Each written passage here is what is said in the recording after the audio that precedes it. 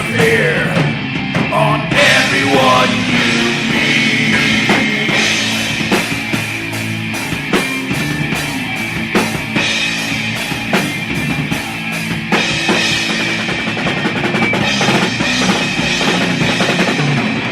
They come on the screen, they give their lives.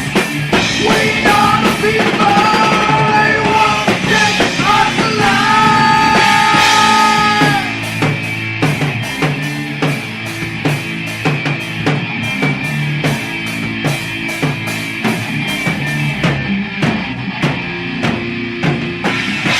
Manipulation, torture, murder, genocide, mechanics of death.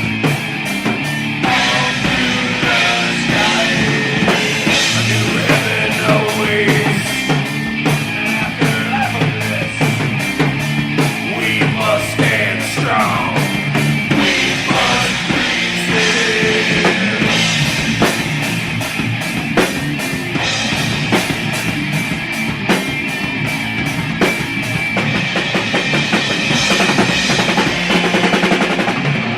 They come on the screen, they spill their lives.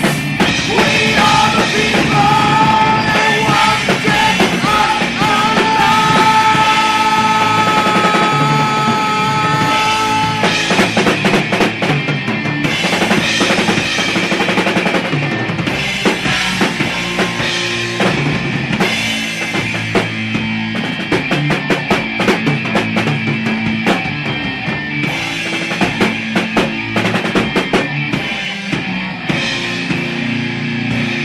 They call us rebels, they spit our name. We are the people, we want justice back.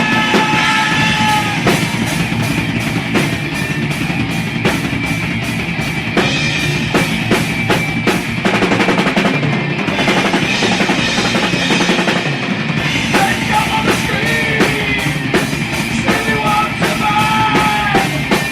We are the people, they won't get us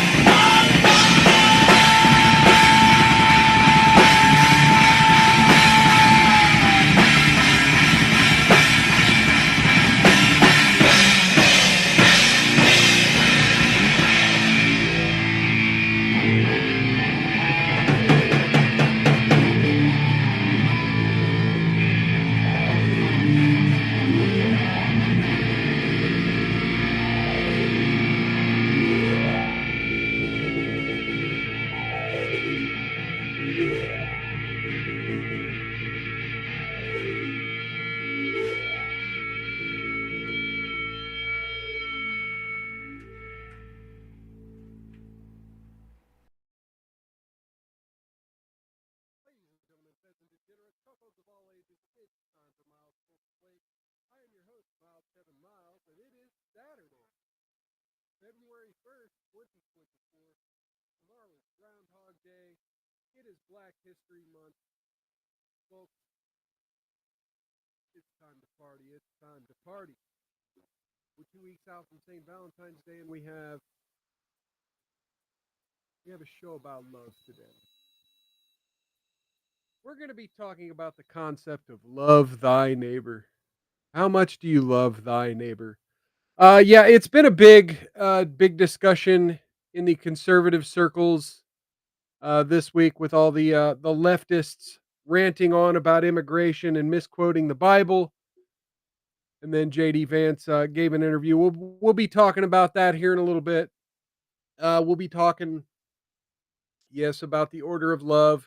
We'll be doing a love don't judge a little bit later, and we'll be talking tariffs and deportations and revolution.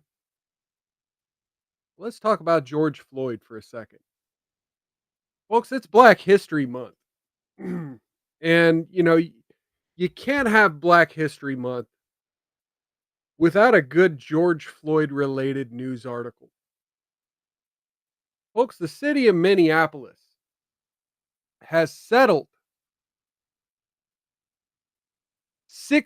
$600,000. The city of Minneapolis is going to pay to a woman who says that Derek Chauvin knelt on her neck. This is from the AP. Why is this not coming up? Hello, Rumble Studio. What is up with Rumble Studio? Hang on, I'm going to try to back out.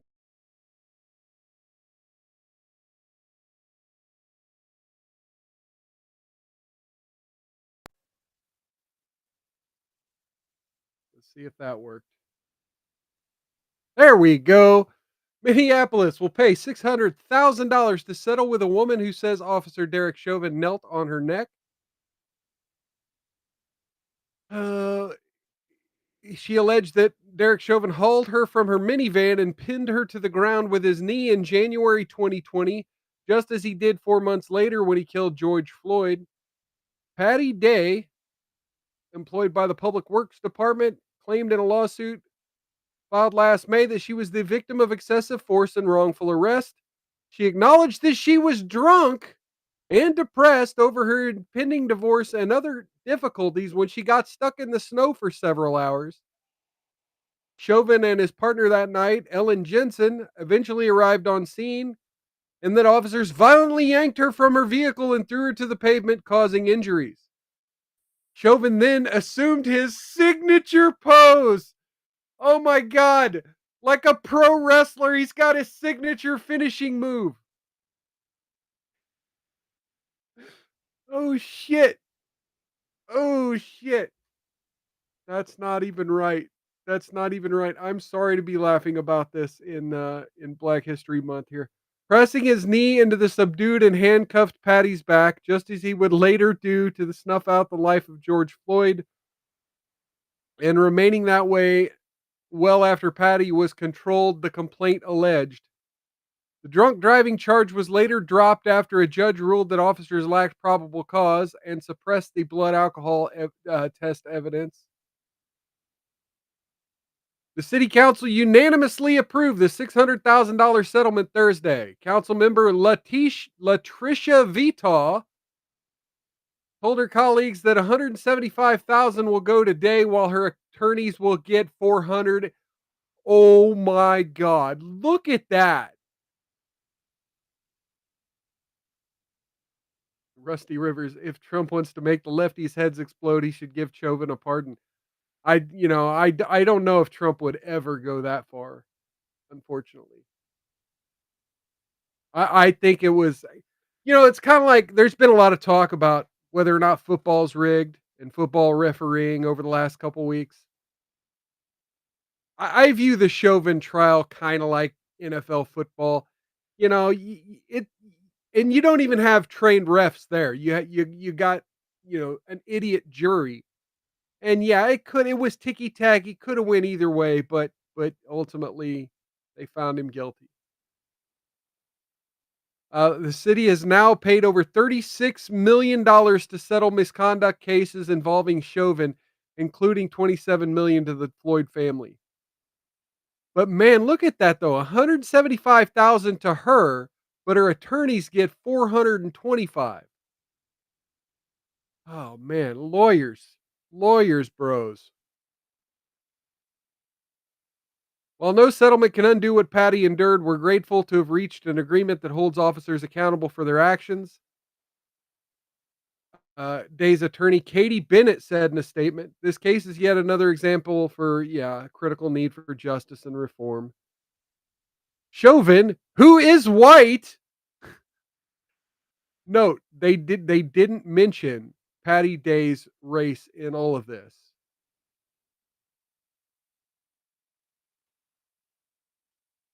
The black man's murder sparked a national reckoning.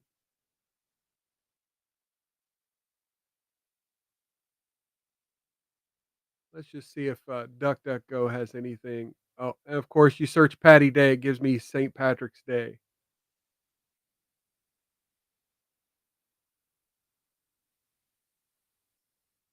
and it's a white lady with a mohawk. It's a white lady with a mohawk. All right. Fun times, fun times. So, bouncing around to another article from the AP here. We've been having a lot of conversations. We talked on the last show.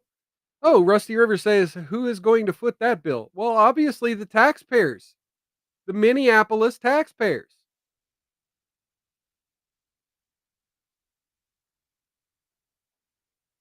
You know, you pay taxes in that region of Minnesota. Yeah, you're paying that bill. It's going to come out of your sales taxes. And so when they come begging for more money, asking you to vote on the next bond motion, remember this. Remember this. But anyway, we got to talking on the last show, or maybe it was the show before, about the price of eggs, right? And the price of groceries, and this narrative that Donald Trump still hasn't fixed grocery prices after 7 whole days. Well, AP has a solution for you. By the way, cheers, Rusty Rivers. I don't know if I gave you the proper cheers and toast and shout out earlier. Good seeing you on Rumble. AP has a solution for you for the Super Bowl. Instead of wings, eat broccoli. Eat broccoli for the Super Bowl. Don't eat wings, eat broccoli. Thank you, AP, for the heads up. The good news: the cost of hosting a Super Bowl party is expected to barely budge this year, with an average increase of about 10 cents from the previous year. The bad news: consumers might have to use some fancy footwork to ensure their dollars go further down the field. Economists with the Wells Fargo Agro Food Institute found a surprising spread in prices for popular game day ingredients and prepared foods. So, finding a balance between more expensive items and those that have dropped in price can help keep the budget from running out of bounds. Hey, we got Shut Up I Can Cook over on YouTube. Cheers and welcome, Cookie. Good seeing you. By the way, I keep slacking. I try to make these traditions for my show to keep you folks coming back. Uh, Go away. Pop up ad. Okay, let's see here. What do we got? Thought I had cheering on my. Damn it! What did I do? Anyway, we'll do the DJ air horn here. Welcome, Cookie. Welcome, Cookie. And then what do we got? We got we'll do the yay for Rusty Rivers. Yay. Welcome, welcome, welcome. Yes, Rusty Rivers says next year eat the bugs. And Cookie's asking what I'm talking about. I'm talking about the fact that the AP, if you're worried about the cost of a Super Bowl party, uh, just buy broccoli instead of wings. Anyway, they've pegged the price for a Super Bowl party menu for 10 people around $139, just 0.1% more than last year. While inflation and shrinkflation have been grocery store buzzwords for a while, coming up with a winning game plan to keep party guests happy could become even more of a challenge as Trump looks to impose more tariffs. No overarching understood theme can explain everything. Wells Fargo economists say party planners must become food fluent to successfully navigate price fluctuations. A review of the data from Nielsen IQ, which tracks food scanned at retailers, shows that celery and broccoli are the best veggies for dipping this year, as both have seen price decreases. Potato chips, frozen shrimp, and cauliflower has also seen decreases. Salsa and nacho cheese prices are holding steady, but it can get complicated if you want guacamole. Avocados have jumped 11.5%, but prepared guacamole dip has only increased 1.5%. That's fucking sus to me. That's fucking sus to me right there. Making guacamole from scratch can still save money despite the hike in avocado prices. This scenario underscores the broader trend of price variability. The cost of chips and guacamole is just 2 cents higher than last year. On the beverage front, beer and wine have seen 2% increases. Chicken wings are up by more than 7%. Whole frozen shrimp have decreased by 4%. This is due to increased supply from shrimp exporting countries. Shrimp might be the Hail Mary for reaching those protein goals. Cookie says meat only, tariff cauliflower stat. So anyway, yeah, I thought I'd do, the lighthearted Super Bowl related story. Because yeah, we like to talk about little preview, oops. We like to talk about inflation.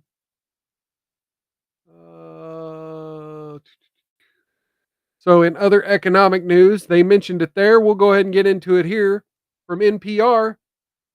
And everyone's covering this story, really. Trump imposes new tariffs on imports from Mexico, Canada, and China in a new phase of the trade war. Trump signed executive orders Saturday imposing 25% on most imports from the country's two biggest trading partners, Canada and Mexico. Goods from China will be charged a 10% tax. They take effect on Tuesday. Trump said in social media he's taking the action in an effort to address the illegal flow of drugs and immigrants across the borders. Canadian crude oil will be subject to a lower 10% tariff, which could mitigate the effect on gas prices. Oil refineries in the Midwest are heavily dependent on Canadian crude. Import taxes could result in higher prices for a wide range of products, including fruits, vegetables, flat screen TVs, and auto parts. Targeted countries are expected to respond with retaliatory tariffs on their own U.S. exports. Businesses and shoppers in the U.S. were already bracing for higher prices on everything from gasoline to guacamole. Wait, they just said guacamole wasn't that bad.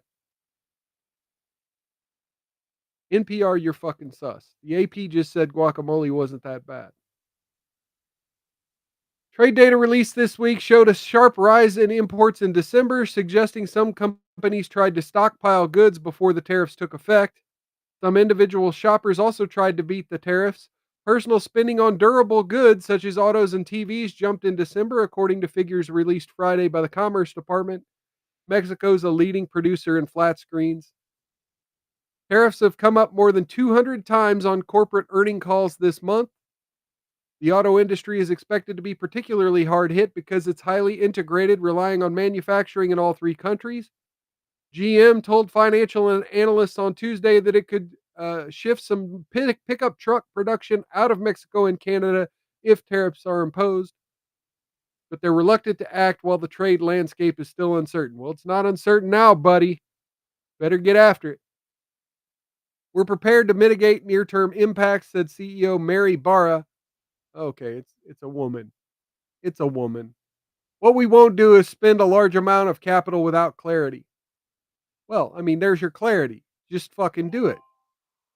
Just do it. Bring it back to America. What the fuck?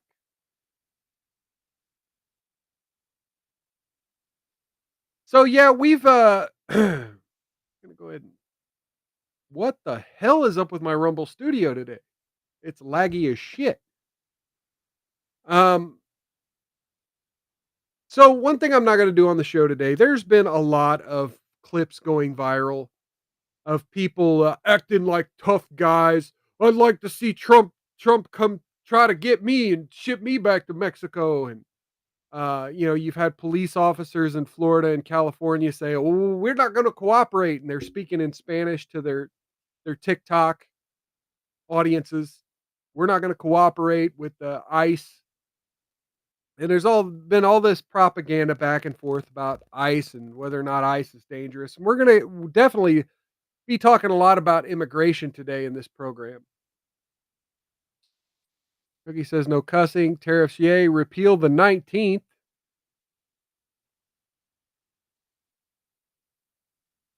But today we've been having all these protests everywhere. I'm going to just show a couple of them real quick. Got this one. This was the scene for most of the evening in National City. Droves of people took This is over much of California. Highland Avenue.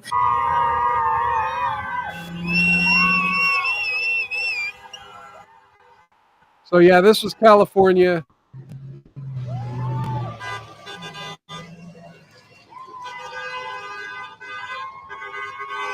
Where's Tom Homan and Dr. Phil when you need them?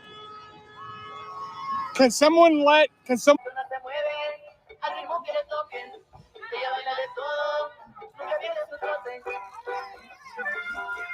What?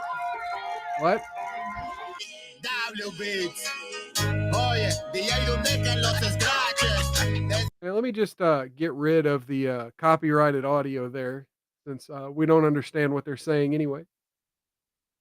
Sorry, is that a little racist? I mean, I don't know. They could be, talking about sexually explicit stuff. I don't know. I don't speak that language, so I don't know. Don't want to be promoting something I'm not aware of I'm promoting. Anyway, so you see all the Mexican flags. And look, let's face it, the immigration problem isn't just Mexico. But, again, this is the way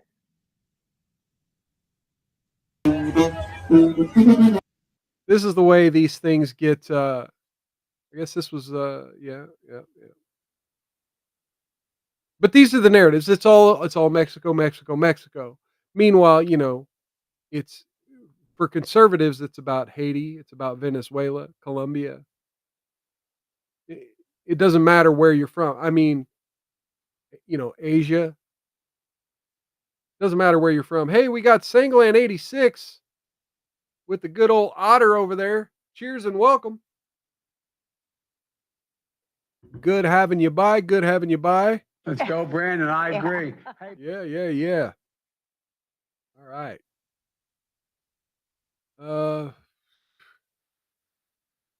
So look, yeah. So Mexico kind of gets the brunt of the criticism, but they also get the brunt of the love from the left, and we're going to be getting a lot into that later too. But the point I'm trying to make here: why are you waving the flags?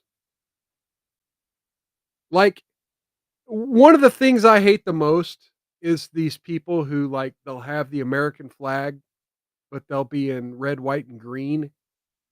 Like, I would rather have you do that, even though I hate that. I think that's an abomination.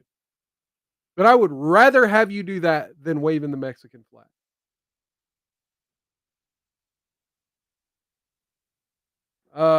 TV host Chad Prather here has a good point. Weird, they're waving the flag of the country they don't want to go back to.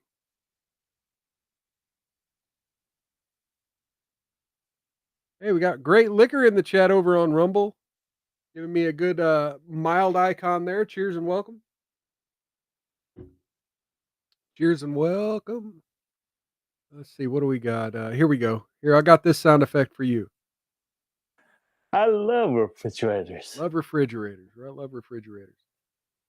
Rusty Rivers says it's about legal versus illegal. There's a I hate to go there. I hate to go there because I don't think it is. I don't think it fully is that. That's one layer of the onion. And let me break down my issues with immigration here.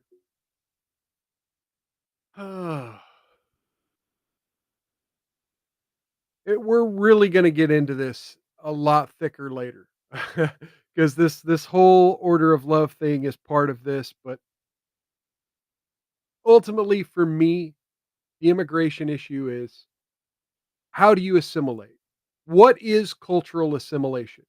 And what is American culture even? A lot of times I get into the analogy here on this show that America is the melting pot, right? And I've heard some call it a salad bowl, where you bring the flavor of your culture into America.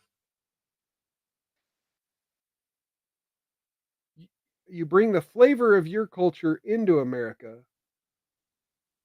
but ultimately, like, we're all bringing different cultures into America to create a bigger culture. Now, that's not to say America doesn't have a culture of its own, separate from all of our homelands around the world, and even from Native Americans. Cookie says, "Let me be president. Only American flags in the USA." I don't know if I agree with that either. But maybe don't take another country's flag to a protest unless you're protesting something going on in that country. You don't protest against America with another country's flag here. Like that's part of the problem. And she says stop 99% of all of immigration now. But anyway, so the point I'm trying to make is for me it's about cultural assimilation.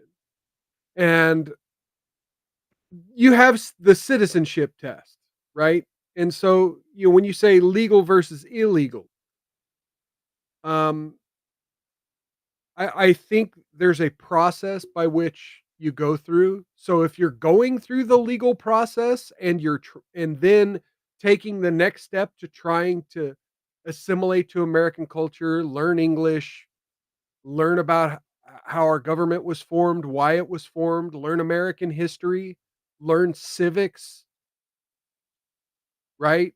And try to prepare yourself to take the citizenship test, or at least be educated enough to know the basics that would get you there. Cookie says, "Mild, stop it. We don't want their culture." Well, that's kind of the point I'm trying to make. Like, a little bit of every culture is fine, but we don't want to become their culture. We don't want their culture becoming our culture. America has its own culture. And the race baiters out there will say, "Well, it's white man's culture, right? It's the patriarchy, or it's Western whatever." But yeah, there's some of that. There's some of that was born from moonshine stills in Tennessee. There's some of it that came out of, Italian gangsters here in Kansas City and in Chicago and New York. There's some of it that came, from, Jewish lawyers in New York and in LA. There's no one culture that has formed the American story, so to speak. But at the same time, all of those people I just mentioned, they're not the entire story of America, and their culture isn't the entirety of America. So if you're a Jewish lawyer, that's cool. That's cool. You found a chapter in the American novel, right? But we're not Hebrew. We're not Israel. We're not the Wailing Wall. We're not six pointed stars of David. We're not burritos. So when they talk about, who would cook the burritos? Oh my God. Who's going to pick the vegetables? We realized at some point that black folks were more useful than just picking the cotton. Please, Democrats, shake yourself out of that mentality. Cookie wants to come on and talk. Cookie wants to come on and talk. Let me get through a couple more things real quick, Cookie, and then I'll throw it up to a vote. Everyone, anyone in the chat, let me know if tell me what you think. Should I allow callers? Should I allow callers by the end of the show? Should we do that instead of Love Don't Judge today? One's in the chat for Love Don't Judge. Two's in the chat to bring Cookie on to rant about immigration.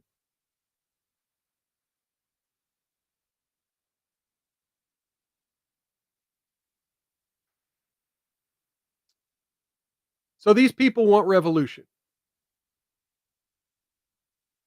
And they're not the only ones, right? You have other far leftists who are upset at the Trump issue. Ooh, Rusty Rivers wants Cookie on. Hell yeah. Okay, here we go. Let's hear what this dude has to say. Hey, morning. He's got punk rock. He's just singing along to punk rock about Nazis. There we go. This guy wants to punch not nasals. He wants to punch nasals.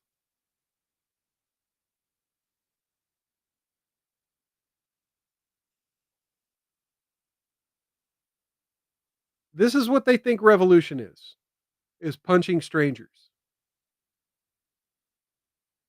And then I saw this. Right after I saw that post, I saw this. This is from Aaron McIntyre. Don't contact any of these people. Don't harass any of these people, please. Don't, just because you found out about them on my show. I'm using them as inspiration for a conversation between you folks and me. Don't harass these people, please. Okay, here you have Rachel Beitkoffer saying you are watching a fascist revolution in real time. And then Aaron McIntyre says the left is always LARPing about what would you do if Hitler comes back. It would seem the answer is sit on your couch with a box of wine and tweet about it. The only explanation for this is you don't believe a word of your own rhetoric, and you're such a lazy coward you would let fascists take over while you watch Netflix. And then a bunch of people making wine jokes. Folks, don't do this. Don't do this. Please don't provoke them. It's sad enough that their Trump derangement has gotten to this point. But the dangerous rhetoric has been happening and has been happening. And Trump's life had been threatened 3 times. You have people driving their cars into parades. And now you got armed people going into the Capitol building to try to kill cabinet members and congressmen. Yeah, Cookies, we're better than that. We don't harass folks. Yeah, I trust you do, but here's the thing. When you're on this side of the camera, right? When you're putting out content, all you have to do is talk about someone, and then they'll go on Twitter saying, well, so and so talked about me, and now I'm getting death threats and harassment. This is you got to put the disclaimer out there so that if they're getting death, you show that it's my fault. I specifically asked my audience not to do it. Show that it's my fault.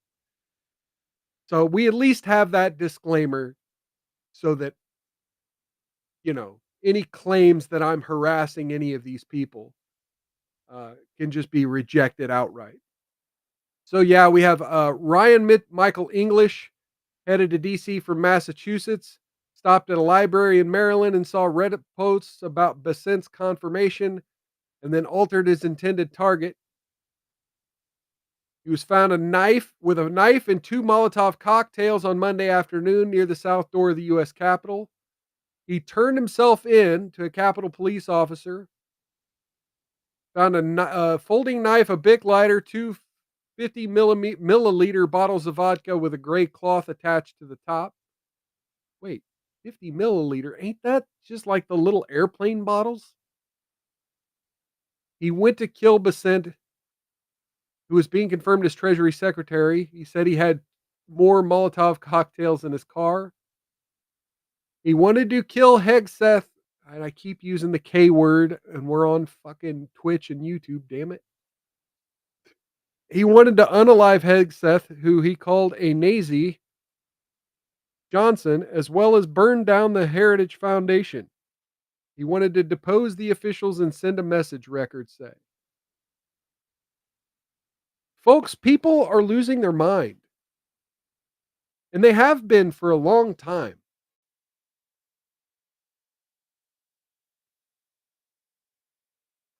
Don't poke the bear. Don't tell them they're not doing enough to stop the revolution. Don't tell them that they're not punching Nazis enough. You're going to get little old ladies killed. Folks, we want peace. We want to sit down and have conversations with them about why our motives are more empathetic than theirs. Because empathy is all they care about, right? Empathy is all they care about, which was a whole other conversation that was happening on Twitter this week, is the difference between intelligence and empathy. And I'm not going to even get into that. I think it's a dumb conversation to have. I think it just kind of shows how unintelligent some of the leftists are out there.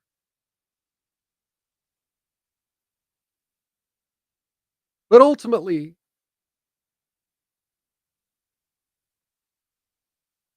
these things seem empathetic on their face. Conservatism seems unempathetic on its face. And sometimes it's, hey, sit down and have a conversation with me, and let them be the one to be like, no, fuck you, Nazi. Don't poke the bear.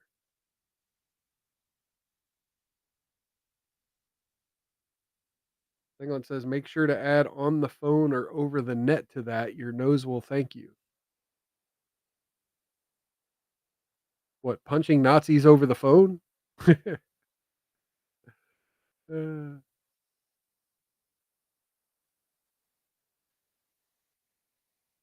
I just, I, I, I just want peace. Is that too much to ask?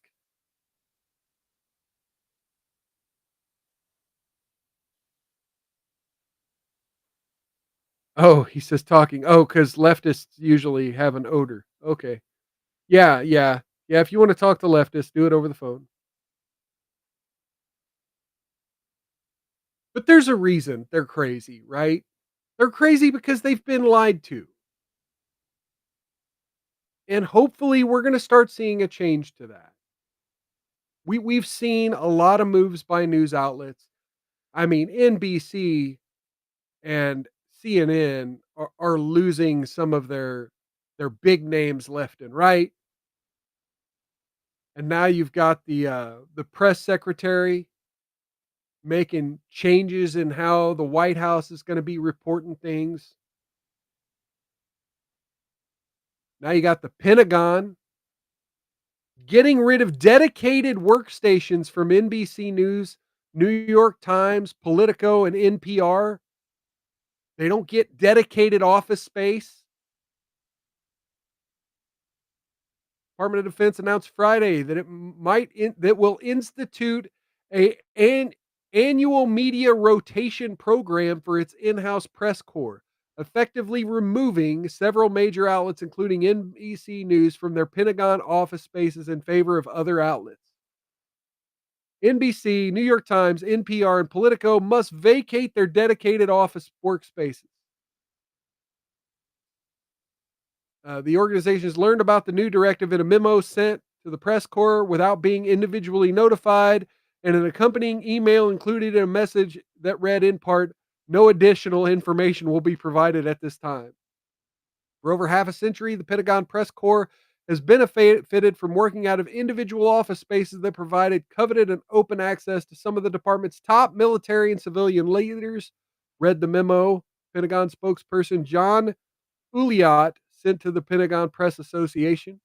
In order to broaden access to the limited space of the correspondence corridor to outlets that have not previously enjoyed the privilege and journalist value of working from physical office space in the Pentagon, beginning February 14th,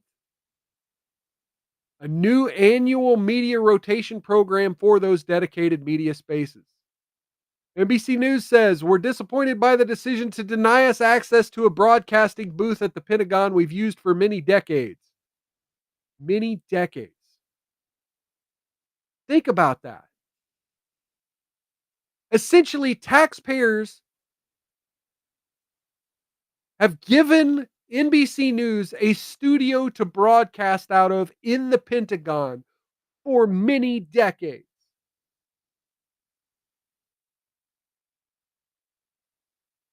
I mean, suck it up.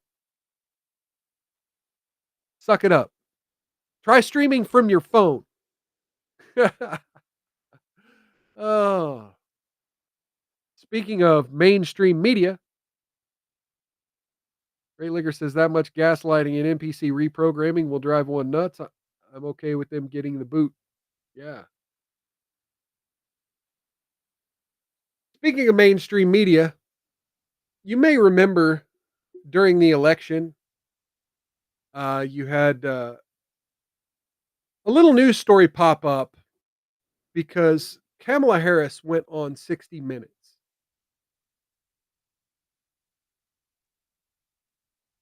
And in the days leading up to the show, like between the day she sat down for the interview, they started putting out advertisement for the interview.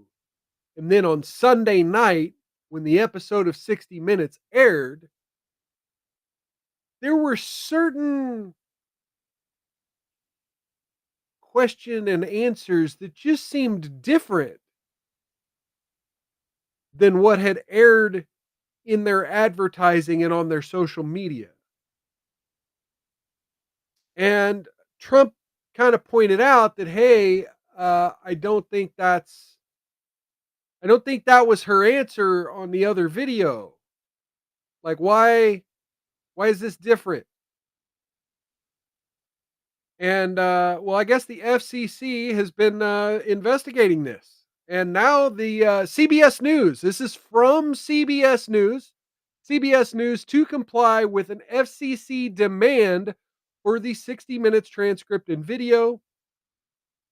They sent a letter of inquiry on Wednesday demanding the full unedited transcript and camera feed from the October interview with Kamala Harris about her candidacy for president. We're working to comply with that inquiry as we are legally compelled to, CBS News said in a statement. The Center for American Rights, a conservative law firm, filed the FCC complaint on October 16th. It was dismissed on January 16th, but subsequently reopened by newly appointed FCC Chairman Brandon Carr. Trump sued CBS News and the Texas federal court in late October, alleging the network's editing of the Harris interview intentionally misled the public and unfairly disadvantaged him. He's seeking $10 billion in damages. The network aired two different portions of Harris's response to the same question about the conflict in the Middle East, one in an early excerpt on Face the Nation and the other on 60 Minutes full broadcast. CBS News has repeatedly refuted Mr. Trump's claims. In a statement published at the time, 60 Minutes explained, same question, same answer, but a different portion of the response. Yeah. But one sounded different, right? You folks remember the clip. Sanglan 86 says someone had to save her ass from herself. Cookie giving the thinker emoji. Okay, folks. We've got former Federal Reserve advisor indicted and arrested for alleged espionage and dealings with China.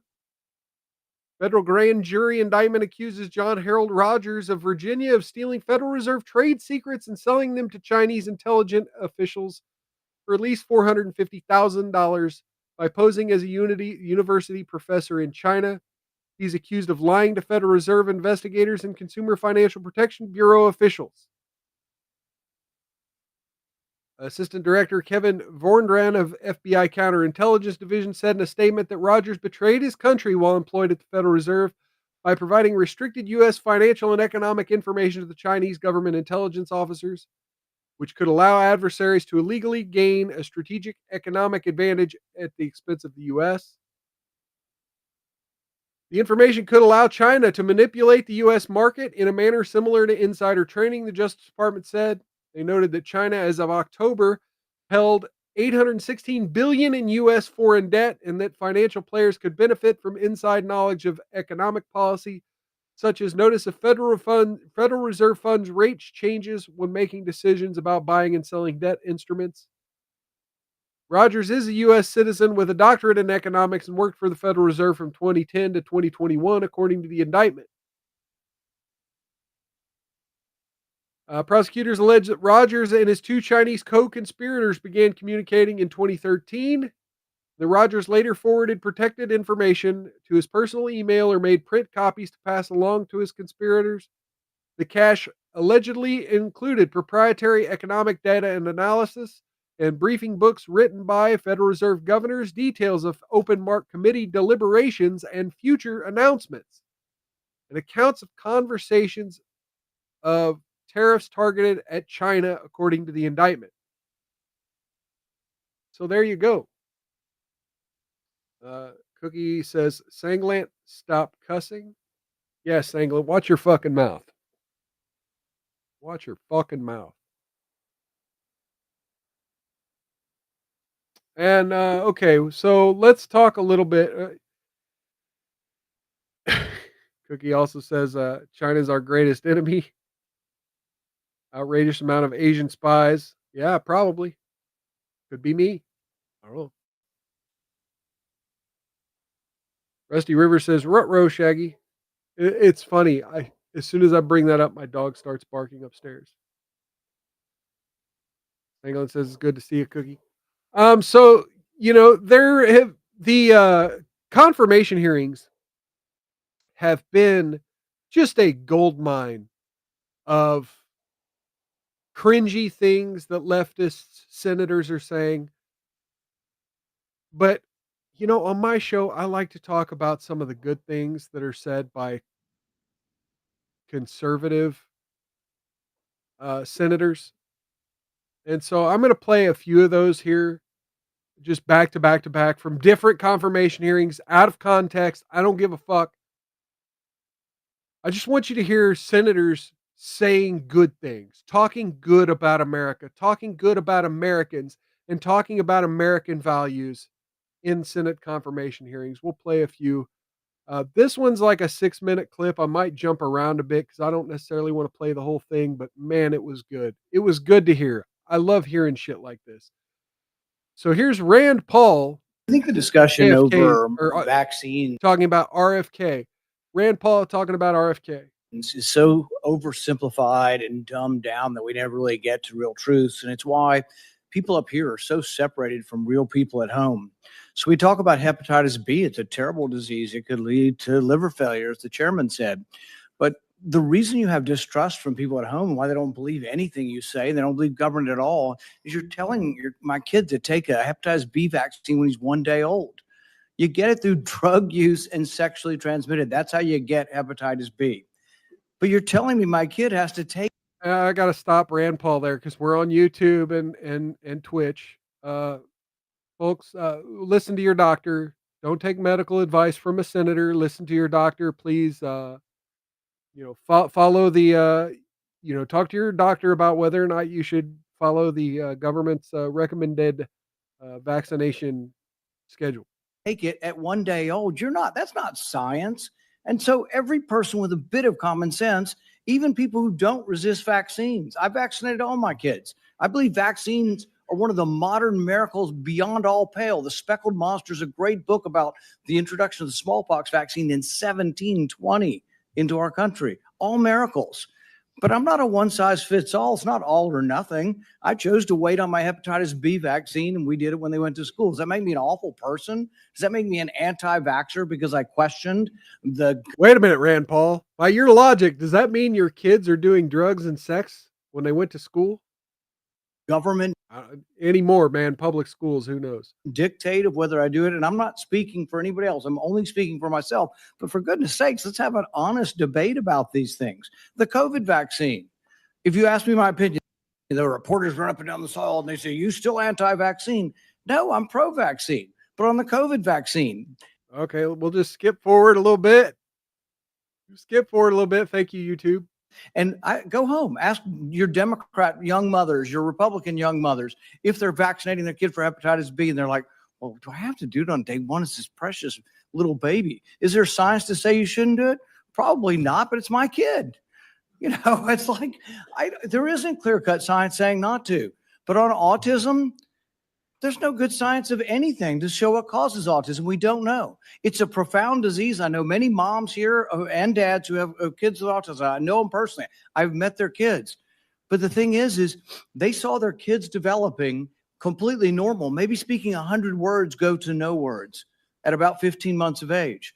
Now, there isn't proof. There isn't proof that the vaccines cause it. That's true. There isn't proof that it causes it, but we don't know what causes it yet. So shouldn't we be at least open-minded? We take 72 vaccines.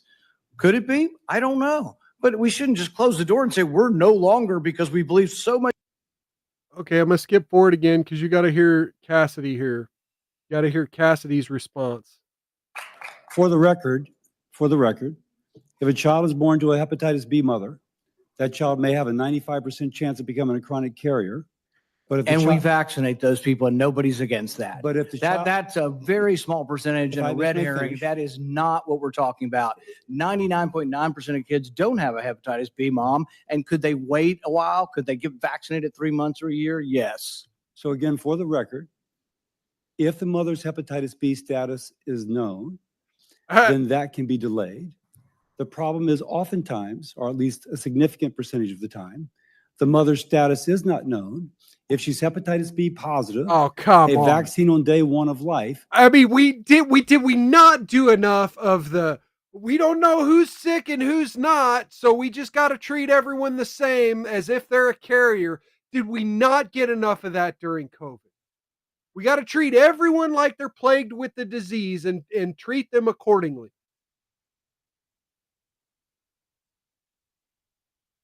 Got Cool Frog in the chat over on Rumble. Peace and welcome, brother. Cheers. Let me find a soundboard clip to play for you here. Try to play a soundboard clip for everybody. Here we go. We got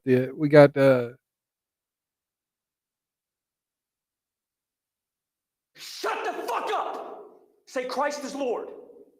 Say Christ is Lord! there we go. Cheers and welcome, brother. Good seeing you. Yeah, Cookie, Amish don't really I mean, but you could say Amish really don't diagnose their autism. I mean, they're hard workers. I wouldn't doubt like that they have some sort of spectrum issues. But again, there's a whole other conversation about the medical diagnosis of autism that could be had. I'm not going to have it on my program because I'm not a doctor and none of my kids have had autism, and I don't interact enough with autistic. I mean, other than myself, but I've never been diagnosed either. I suspect I'm a weird enough dude. But anyway, let's hear the last of this exchange here. Prevents chronic hepatitis B 95% of the time. So it really depends upon the knowledge of the mother's hepatitis B status. And when they used to do just, okay, we know the mother's status or not, there's mothers that snuck through. Their status was unknown. We can blame the OBs, yeah, Marshall.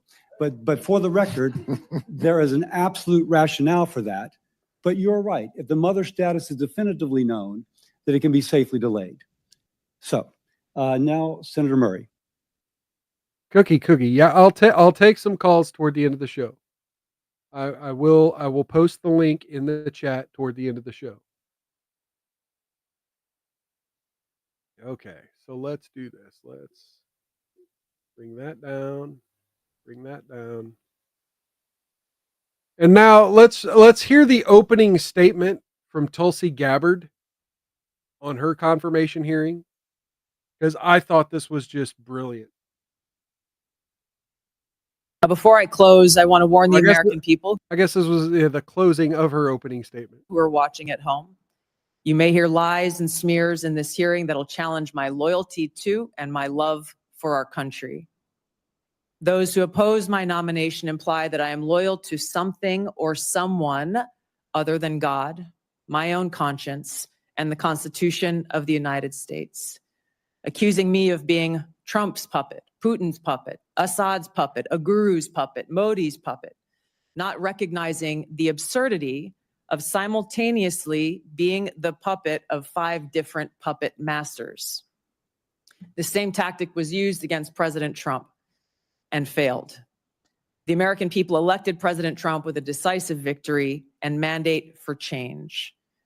The fact is, what truly unsettles my political opponents is I refuse to be their puppet. Boom.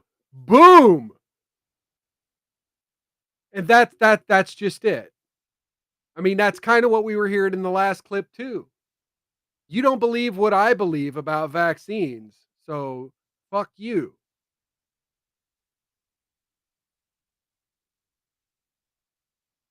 I had another one. I don't know what I did with it. Anyway. Oh shit. I didn't bring it up because yeah, there's a lot of clips about Kash Patel getting into it with people and dropping bombs. Folks, a lot of people have covered that. I try not to rehash a bunch of the stuff that a bunch of other people did. But let's get into the title, the main topic of today. And I want to talk about Ordo Amoris. It's been a conversation. If you've been on conservative Twitter the last couple of days, you may have seen some talk about this. And again, this kind of originates from all the leftist talking points about, well, doesn't the Bible say love thy neighbor?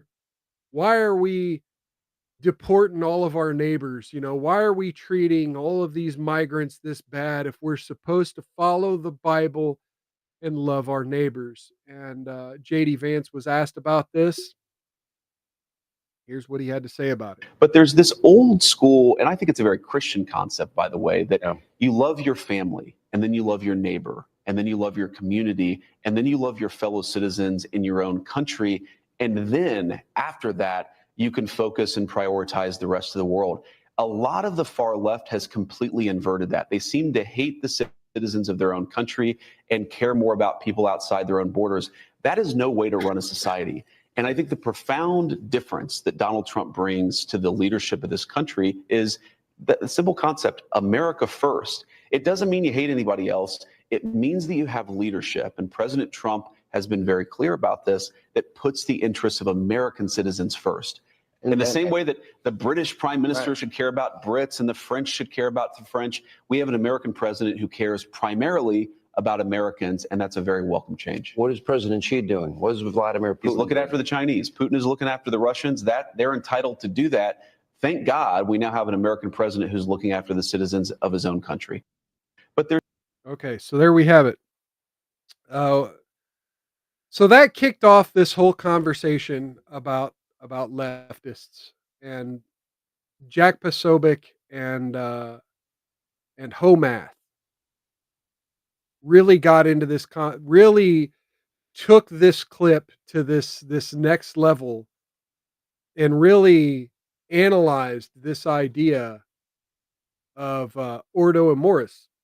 And Ordo Amoris just basically means the order of love. And you know, they were showing this image right here.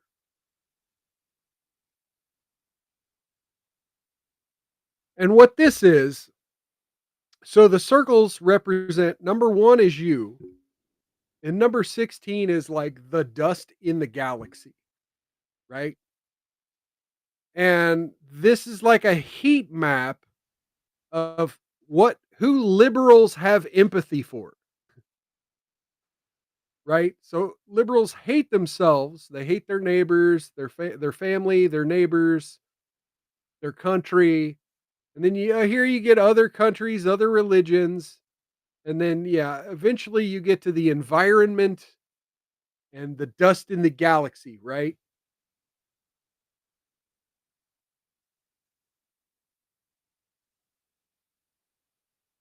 And then here's Homath's take on this. So this is okay. So here we go. We got your family, extended family, closest friends, all your acquaintances, everyone you've ever met, everyone in your country, everyone on your continent, all people on Earth, all mammals, reptiles, amphibians, fish, and birds, all animals, including microbiobes, all animals in the universe, all organisms in the universe, every natural thing in the universe, including rocks, and all things in the universe. And then Homath says, liberals quite literally love rocks and dust more than you. Instead of arguing with them, tell them to shut up and go suck on a space rock. This graph is from Ideological Differences in the Expansive Moral Circle by Adam Waits, published in Nature Communications. So here you go. And they'll call you selfish. They'll call conservatives selfish, right? Because the heat map starts with loving yourself. But again, I go back to the airline analogy, right? Before you put the fucking mask on someone else, you got to put it on yourself. It's not effective to love somebody. Your love means nothing if you don't love yourself. If you don't at least care about your well-being. Like, how can you have value? How can you value someone if you're worthless? So love yourself at least enough to be worth something to yourself, and then you can be worth something to other people. But I found this fascinating that this conversation had went on, and even after these heat maps and these graphs and the Bible, liberals were still going nuts on Twitter about this Ordo Immortis. And they were saying, well, that's not exactly true, and blah blah blah, and they had a problem with the graphs. And then they say, and then they tried to spin it. Well, no, that's just racist, right? That this red area on conservatives is, well, that just means other white people. Like, that just means other white people. And look, all cultures have, when I get to talking about prejudice, I like to talk about, all cultures have this inherent bias toward the environment that they know, right? There's always a little prejudice in every person. And this is why. And even if you're over here, right? You may hate yourself, you may like something that's completely not you, but you're going to have a prejudice for what you like in the people you associate with and the people you surround yourself with, even if you're not exactly that thing, but you wish you were. And you're going to find everything wrong with these people, and you're going to find everything right with these people. And there's always going to be this bias toward who you are empathetic toward, who you love. But isn't that what love is supposed to be? Putting who you love first? That's literally what we're talking about here. Loving someone is putting them first, putting their interests first.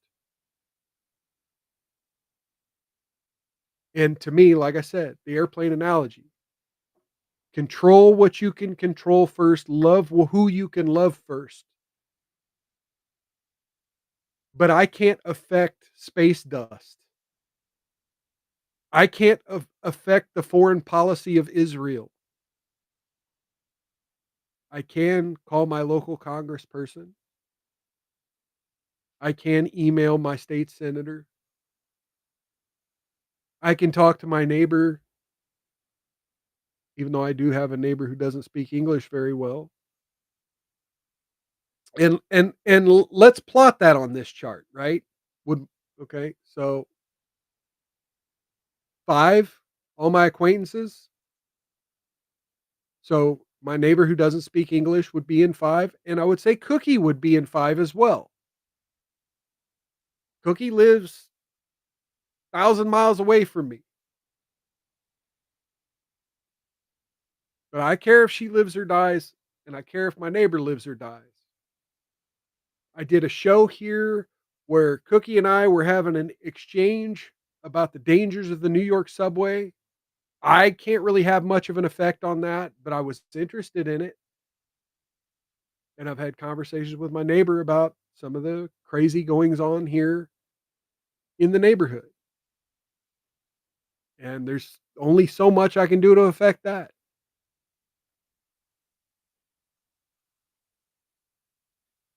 But yeah, folks, you can tell when they hit the streets with Mexican flags and Gaza flags in a US city, like, It's quite literally them telling you, I love people thousands of miles away, and if you died, I wouldn't care.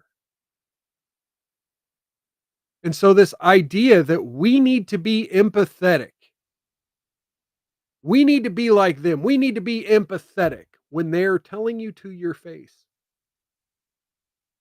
I don't care about you. I'm not empathetic toward you. I'm not empathetic toward you, Mr. American or Mrs. American. All right, Cookie wants me to bring her on, and I'm gonna just throw the link out there, folks. Now, granted, we'll have a backstage studio, so I'm not gonna bring necessarily anyone or everyone on at the same time. But I will throw the link out there, and those who want to come on that can behave themselves. Let's see, where do I get the link? I've never actually had a guest here on Rumble Studio. Here we go.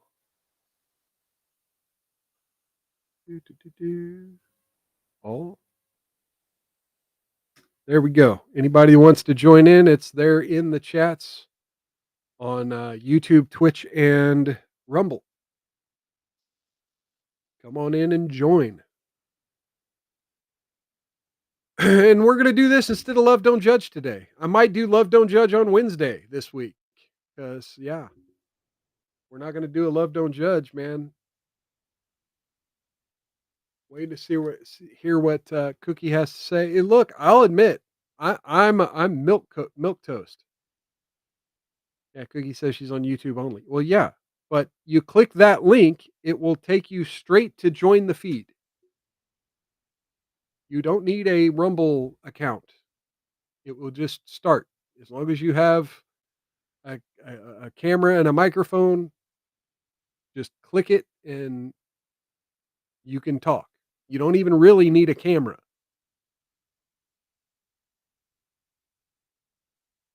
Hey, there we go.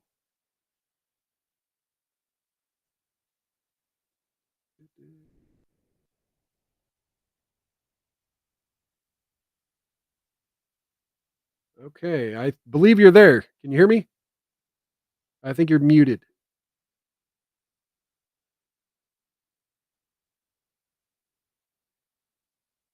You seem to have your microphone muted at the bottom.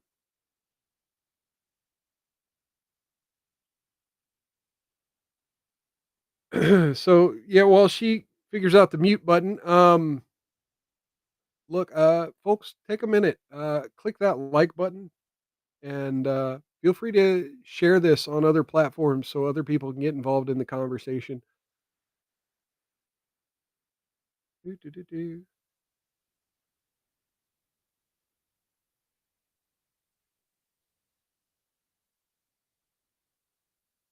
I don't have you muted, but you appear to be muted.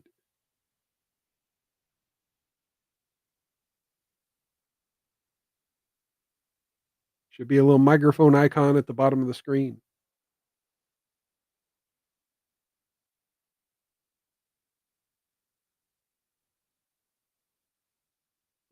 Anybody else that wants to come in, pop on in.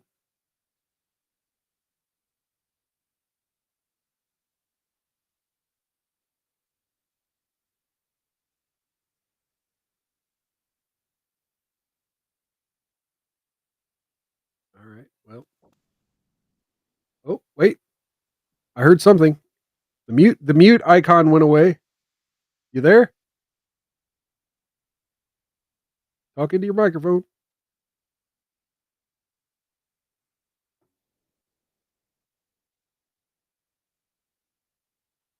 So yeah, what do you folks in the chat, what do you think about the tariffs? You think it's going to hurt or do you think it's going to help? You think we're going to see a bounce back of labor? You think GM's going to start moving its truck production here to America? You think we're going to do some damage to the Mexican economy? Do you think our exports, Mexico putting tariffs on our exports, you think that's going to damage the US economy any? I mean, Mexico's actually talking tough. There's a few clips out there. I think Cool Frog was playing them on his show earlier. Cookie, you there? She asked if I could hear her. No, I cannot hear you.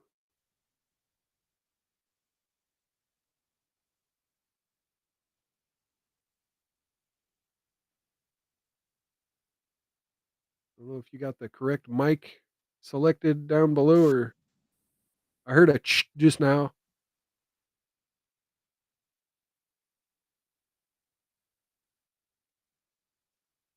Well, while we're waiting for Cookie, I'll try to start a Love Don't Judge.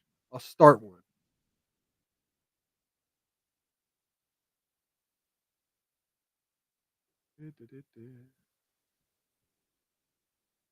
Oh, wait.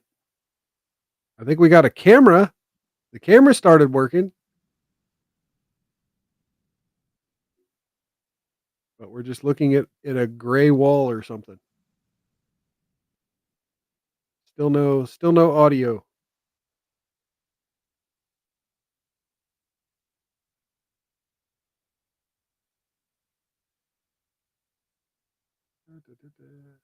Videos. Okay, let's see what we got for Love Don't Judge. Here we go.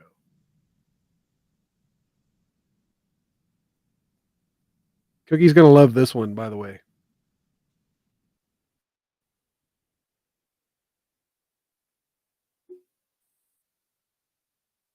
He fell in love with Jade, a furry. But Demetrius wasn't too fond on being with a furry. I know that the furry fandom is something new to him. It's kind of like looking at a dog. And we're judged online because we make adult content with fursuits. He's a dog. He's attracted to animals. They He's use a litter dog boxes, fucker. bark, eat out of a dog bowl. And since Jade introduced him to the furry world, he has dealt with some consequences. Friends, Cookie's telling me it's on my end, but it literally cannot be on my end. It's either the way Rumble's talking to you, Rumble Studio is talking to your device, or the way your device is talking to Rumble Studio. There is nothing I can do on my end. I can mute you here and then unmute you. Oh, well, now you got to unmute yourself because I muted you. But yeah, I can only mute you. And if you're already muted, it still gives me the option to mute you, and you have to unmute yourself. Yep, still can't hear you. Well, that sucks. One of these days I'm gonna try to figure out we call it X Spaces, and I might try to do something there. So if you can ever get that working, we might be able to pull this off. But for now, this is all I've got is the Rumble Studio link. Like I said, anyone else feel free to jump in. Like I said, I'm gonna watch these dog fuckers here. I don't really have any left from them finding out. Today, they're breaking some news to his last friend. His last Furry friend is paying our bills because we're doing OnlyFans. This is our room. I call it the dungeon. It's where we film all of our adult content in here. It should be called the kennel. The kennel. And usually I let my subscribers pick what kind of content we do for the week. I'm Jade, and this is my partner, Demetrius. And we're judged online because we make adult content with fursuits. I was in high school, and I used to draw a bunch of characters with hair and human characteristics. So I got my first fursuit. I think it was 2020 when I graduated. Furries are just cosplayers. This is Velvet. She's a wolf dog. I was really shy in high school growing up. How do you and film these adult characters give me a different personality, and it makes me put myself out there more. I see myself as a extension when I have my fursuit on. I'm about to tell my boyfriend I'm a furry, so we're gonna see his reaction. A fursuit? What the hell's a fursuit? Furries? And you're just now telling me. Yeah, I thought you wouldn't care. I lived with a furry, so Destiny is kind of how we met. My roommate, I was having a furry party at my first apartment about a year ago. I'm confused. And I'm not very keen on the whole furry fandom thing. At least I wasn't. I didn't want to go out. I was stuck in my room. There was a bunch of furries in my apartment. People that are just odd that I didn't want to hang out with very much. And So she doesn't always kind of wear the forced her whole way into my room, but in a costume nice when way. you're Like, you know, filming she porn. didn't take no for an answer in the best way possible. Had a couple of drinks, talked for a few hours, and then I think it was the next week we went on our first date. Demetrius is very patient with me. I know that the furry fandom is something new Fellas in the chat, one if you'd give her scritches. to him. I mean, it's kind of like looking at a dog, but getting used to awkward moments for sure. But it's like a version of her, but it's still Jade. She's in there. When we moved into our first apartment, we realized how expensive rent was and how expensive just living in general was. You want the nice things in life. You want to be able to be unemployed, have nice clothes, have your rent paid for. Come here, come here. So I told him about how there is a couple other furry creators that do adult content. And I was like, because I've already spent so much money on it, I would say think over, what do you think? Over $25,000. $25,000. And I was like, why not make money off of the items that I own now? And we What kind of the slowly fuck? got into it. And it took him a while to like really understand what it was. Is and that accept okay? that we would Wait a minute. What was that? What was that? do it. And it took him a while to like really We've got censorship. Is this some bad dragon doggy dick shit? Are these animal shaped sex toys here? Please tell me these aren't sex toys shaped like animal genitals. really understand what it was and accept that we would be doing adult content online. I'd say it doesn't really change our intimate life that much. I mean, of course, during content, she might be wearing a fursuit. Always wearing So, one, yeah. I just gotta remember it's her behind it and not the mascot. And that doesn't mean I act like a dog, all right? Pretty normal. It's not weird, guys. It's really not weird. Sometimes when we're not filming, If you have to say it's not weird, it's fucking weird. still it's fun. Yeah. Yeah. And we like to play around with it. I'd say what I was most unsure about at first was just response, how people would react, family, friends. Yeah. Fucking yeah. That's why you're like, hey, if you're into weird shit, you go ahead and do it. You're wearing a costume. I'm not wearing a costume. I'm not going to do the thing. I'm going to go get a real job like a human being. What the fuck? Friends, you know, work. Because, you know, things get around nowadays. Everyone talks about everything online. Proposing. Everything that And social she owns a media cat. paints them to be. A lot of She could have just owned a dog. No, she is the dog and owns a cat. Oh my god. it's not true. Weird. They use litter boxes. They bark. They eat out of a dog bowl. The majority, at least Jade, the people I've introduced or been introduced to, have been pretty good. I think it's harmless. I have fun with it. I like making sure she's got content for her social media platforms and taking pictures. I'll even throw the fursuit on for a couple of videos just because, you know, people like it. It gets views. I'm absolutely still attracted to Jade when she's in the fursuit, but I'm not attracted to the mask she's wearing. I'm attracted to the woman inside of the mask because that's who I fell in love with. But it kind of adds like a interesting second persona. See, he went from hating furries to, well, yeah, I'll put it on every once in a while just to help her with views. Fellas, don't let your women change you. Do not let your women change you, especially in ways that are fundamentally opposed to who you are. How we deal with the judgment from our dynamic is we capitalize from it. It's just boosting it more for But us. for and it money, I benefits don't us know. greatly. So I'm like, keep going, keep I like commenting. money. I love it. But I don't like money Paying this our much. rent. All furries should be burned at the stake. I'd be mad too if my girlfriend was only worth $6 a month. Well, Oh, actually, shit. it's 12. So We get comments like, he's a dog, I'm attracted to animals, I am not. Or he's attracted to animals because I wear my fursuit and obviously we do adult content in it. Not true. dating a furry who's an OnlyFans girl has to be a fate worse than death. So at first when I started posting, Look, I'm willing to say this. Look, no, you're not attracted to animals, but you are attracted to cartoon characters.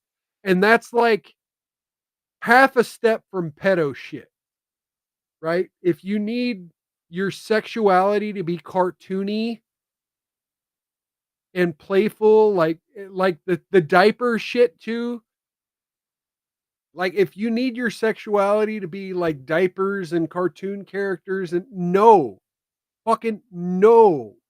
That's half a step from the pedo shit. Disavow.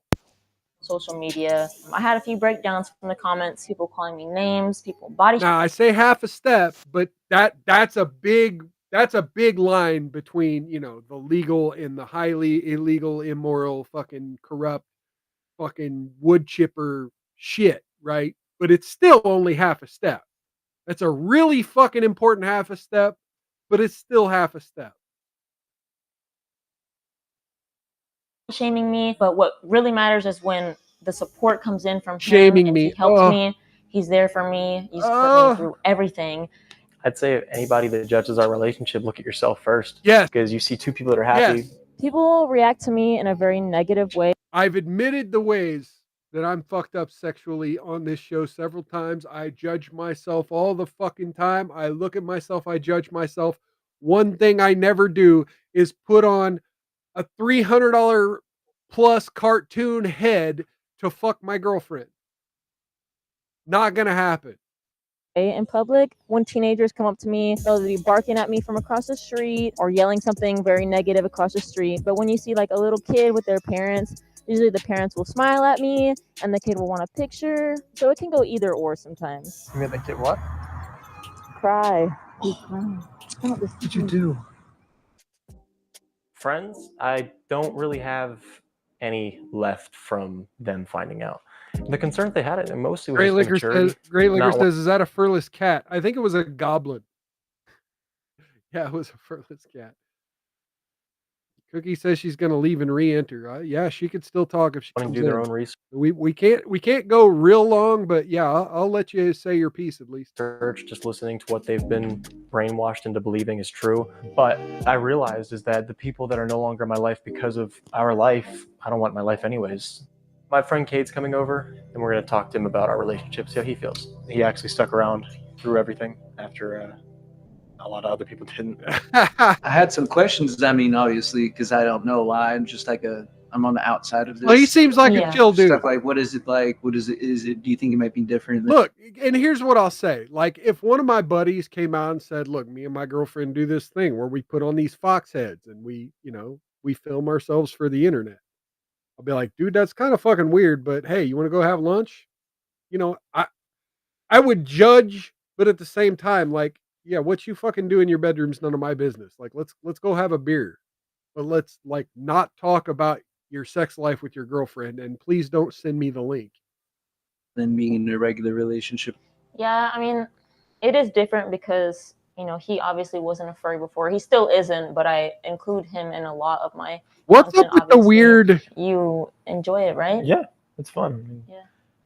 What's up with the weird, like, sci-fi prisoner tattoo thing she's got going on here on her arm?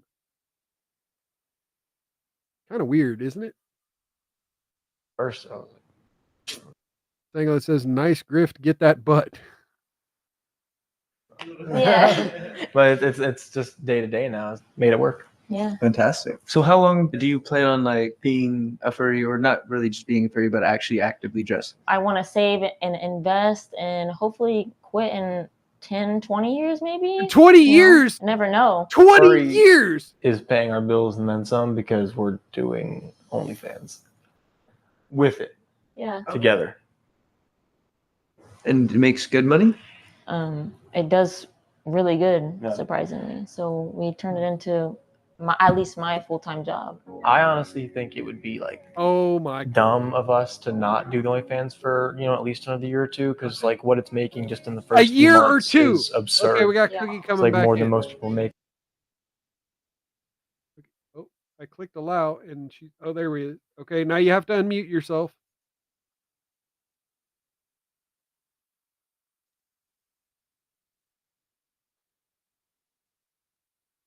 You there? Are you speaking? You got a microphone? Now, is your microphone set down there? I don't hear you. Anyway, there's only a minute left of this. Like in a year. At this point, you're convincing me. Yeah. If it's making money, you got to do it sometimes. Yeah. You got to do what you got to do. Yeah, see the arrow next to the microphone at the bottom there, Cookie? Click the arrow and make sure you have the right microphone selected. Just moving up, and all you're doing is going up. You guys are working together. You guys are growing together. It's an amazing thing to see. It's really cool. She's always supporting you, and I like that. What the future holds for us too is more success. Hey, I heard something. Hello? Hey, how's it going? Hi, you can hear me. Yes, yes, and so can our Wow. audience. Hi, Miles. How's it going? It's going wonderful. We worked it out, you and me together in what? How long did it take? 7 minutes? 10? Something like that. Well, the clip here was 7 minutes, 48 seconds of what we played. And yeah, it was like a minute longer than that. So we're good. So how are you, darling? I'm doing You fabulous. never heard It's my been a great voice week. before, did you? Well, I've watched some of your videos on your channel. Oh. So, hi.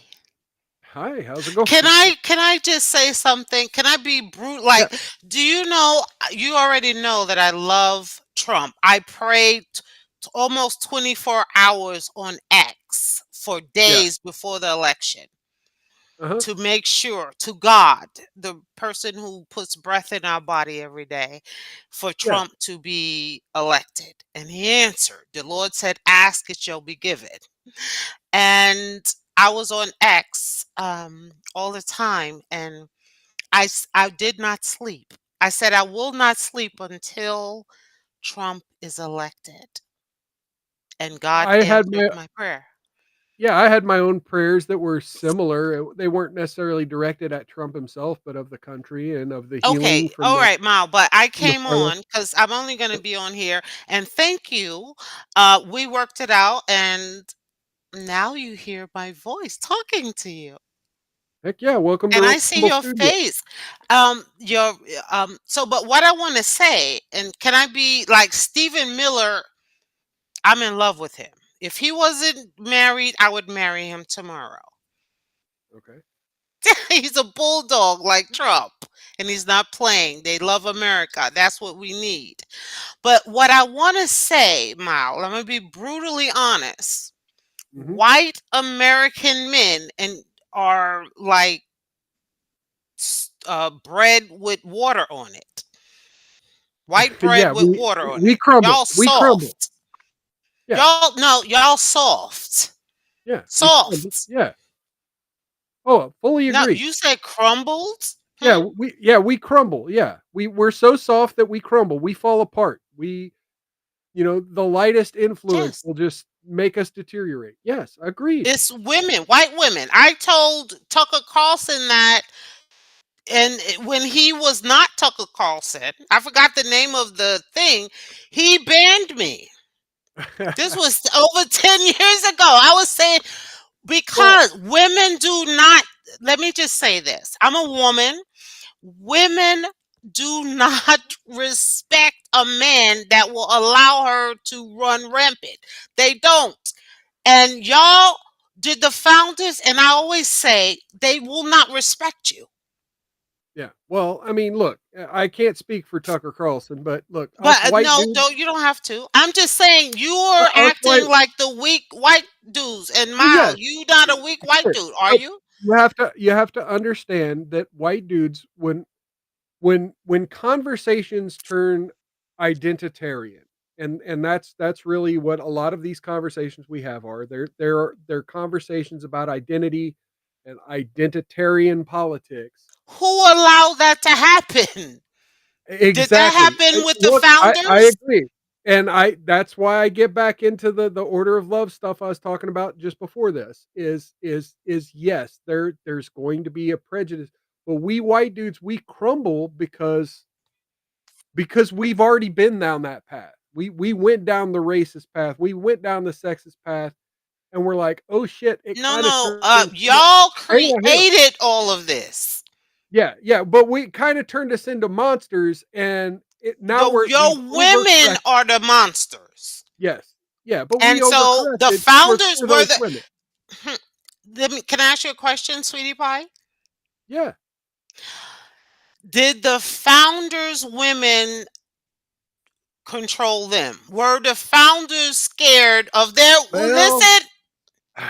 Did they give them the vote? Miles. I mean, look, Yes or there's no? ultimately yes. I mean, Wait, 'cause again, oh my goodness. Do you see this? Mal, you're going to have to cut your hair, Mal. look, I make the You're same going to have to argument. cut your hair. I make the same argument for the 13th Amendment and African No, American Mal, rights. The audience. founding fathers put the amendment process into the Constitution. They knew the country was Right, one. but my question, you sounded They like made it too easy. Mal, you sound like Joy Reid now. You sound No, like Joy Reid. don't do me that dirty. Don't do me that dirty. You sound like a politician in Joy Reid. Listen, But Miles, the founders take did. the good with the bad. Oh my gotta take the good with the God! Oh my God! Oh my God! Chat. I'm just saying, the amendment process was there. The amendment. Look, we don't have kings in this country. That's a good thing. We wanted a constitutional republic, and that's what we got. We got a constitutional republic with an amendment process, and yeah, in the 1920s, we decided to use that amendment process to give women this huge voice in our government, and not all of it has been rainbows and butterflies. Oh, you still there? Think you got muted or something? Uh-oh. What happened?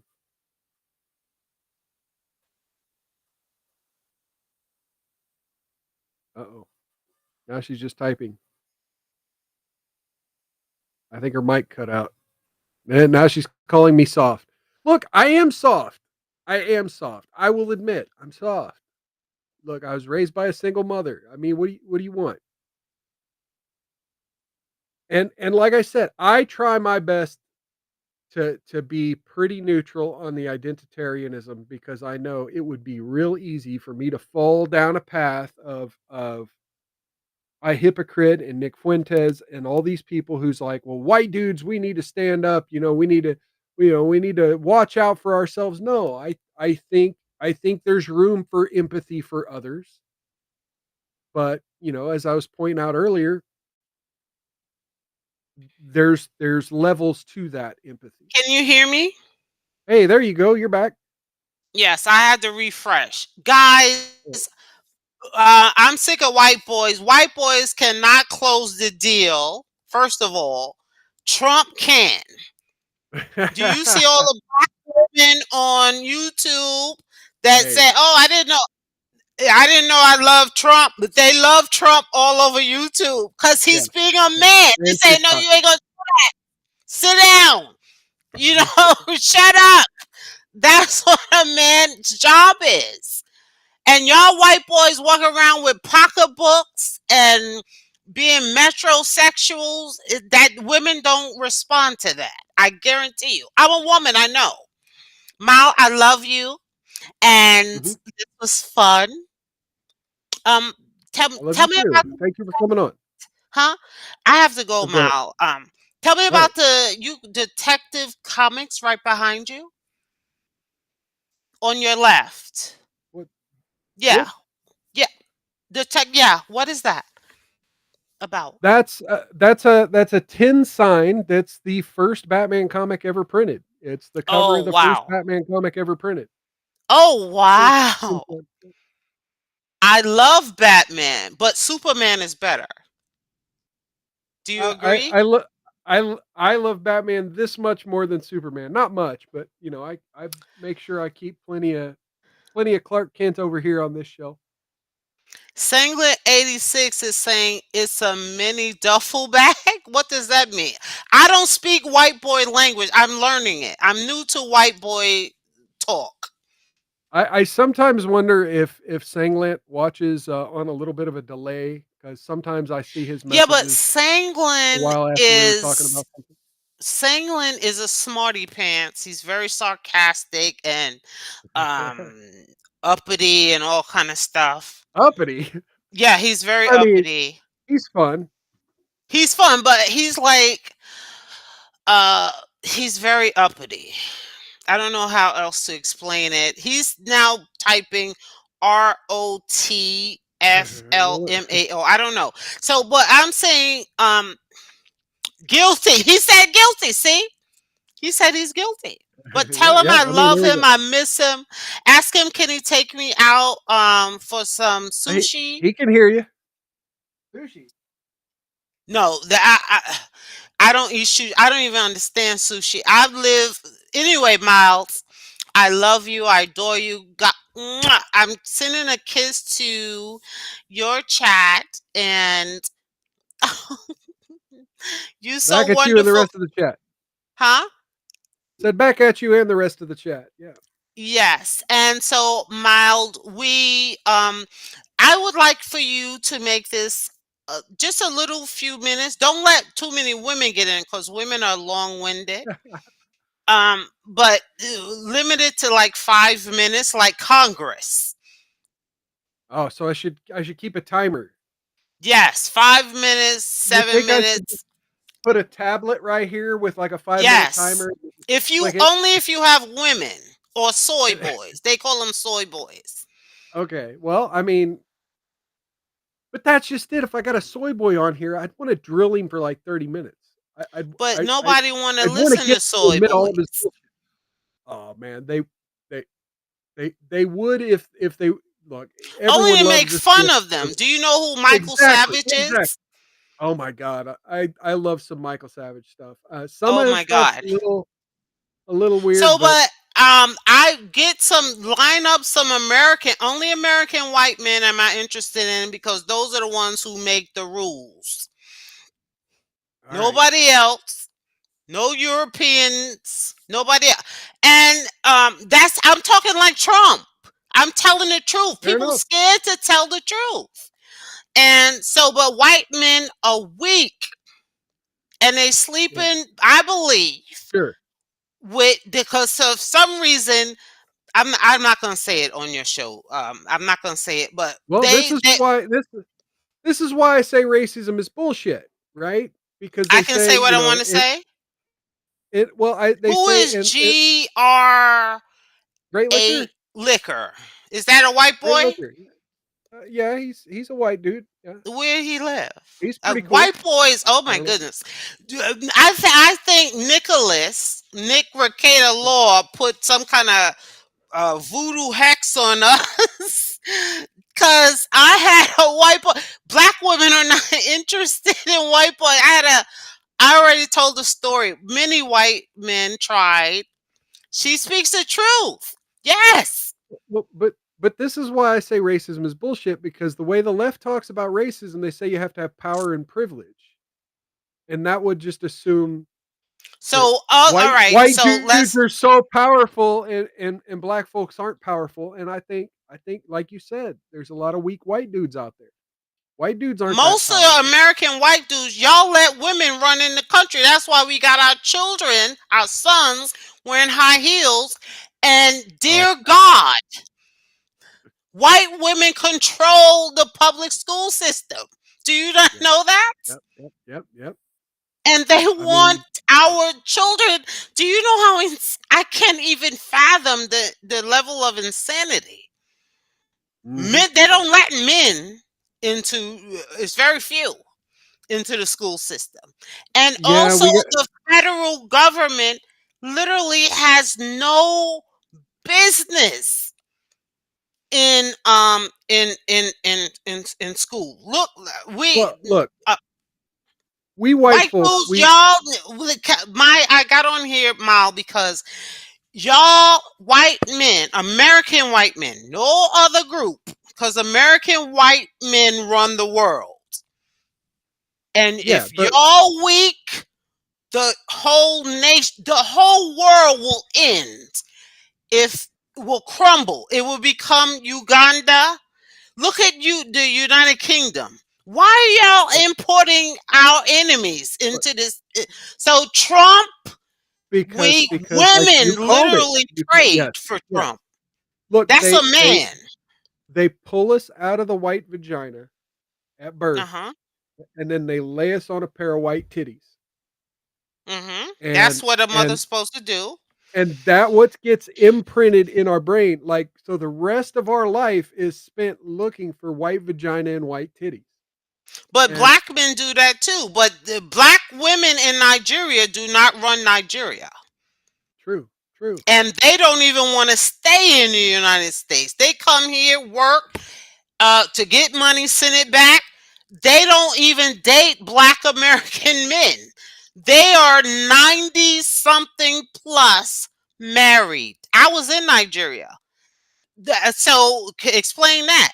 Don't tell me about titties. All I dated was Nigerian, gorgeous men, lawyer. I mean, I Yep. was in Like you said, Nigeria.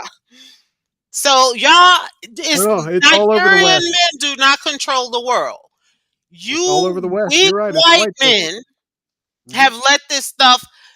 Nobody. I just talked to my older brother. Well, let's be honest. There's some black dudes that will crumble for white titties too, right? All right, I'm getting off. Some black dudes. I'm getting off. Good night. I love you, Chad. I love you. You white boys, y'all better stop it. Y'all better be like Trump. Bye. Have a good night, Cookie. Good Bye, seeing you. sweetheart. Thank you. Bye bye. All right, and the rest of you folks, thank you for coming. This has been a pleasure and a joy. Cheers again to Cookie. Cheers again to the chat. And so yeah, that's going to be the show for tonight. Shout out to the furries and the liberals and our senators who are actually, saying some good things. I had a Thomas Massey clip too that I was wanting to play and all that, but you can find that shit on Twitter. There's lots of these conversations happening on Twitter. Feel free to jump in on Twitter. The links to my social media are down in the description. Come argue with me on Twitter. I know I post a lot of football shit and I argue with a bunch of people over football, but that's going to be stopping here in a week, right? There's only a week left of football, and then I won't be posting about it for several months. So, get your get in while you get in, and then we can argue about government and argue about, weak white people and everything else. Rusty Rivers says that was entertaining. Yeah. Thank you, Rusty Rivers. And yeah, Cookie always spices things up. That's why I've always liked Cookie. There were a bunch of people in the Ricada chat room over on Locals. That's where I met Shut Up I Can Cook, by the way, for those of you who aren't familiar with her. There was a bunch of people in the Ricada chat room that, didn't like her, said she spammed up the chat a lot and posted a lot of irrelevant stuff. But, she's fiery. She gets things moving. She gets things going. And she wasn't afraid to tell the other women that they were being those kind of women. We'll just end on that. Those kind of women. Anyway, yes, thank you. A big thank you to Shut Up I Can Cook. You can go follow her channel over on YouTube. Let's see if I can share a link in the chat.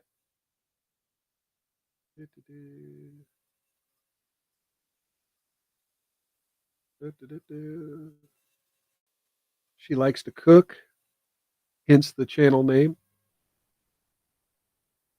There you go, sharing her link in the chat. All right, folks. So yeah, I'll catch you this Wednesday. I'm still kind of throwing around the idea of maybe doing a Monday chill stream. And we can do this having people call in. If there are other folks that want to call in, just let me know. I can shoot out a link and you can come on like Cookie did. Just let me know, and it may need to be a week or so after. Just keep coming back, and we'll work something out. But yeah, catch you this Wednesday for sure. I might do something on Monday. Keep an eye on those social media channels below. Please click like. If you're new here, click the follow. Share me on other channels. Share me on social media. And please watch a second video if you're here for the first time. Not every video is going to be to everyone's taste, but I'm sure I got something in my back catalog you might find interesting. So please do that. And yeah, come on next time, 6 p.m. Central, same bat time, same bat channel, every Wednesday and Saturday, right here on, I guess we're on Rumble, Locals, YouTube, Twitch, and X. I don't think we're on Facebook, but we are on all the platforms I just said. Come on back, enter the chat, get your toast, get your messages shown on the screen here, and we can have a good old time. Catch you next time on Miles Culture Plate, folks. Until then, take care of yourselves and each other. Outlast those haters. Don't get any on you. And if you do, rub that shit in real good. Have a good weekend, everybody, and go Chiefs.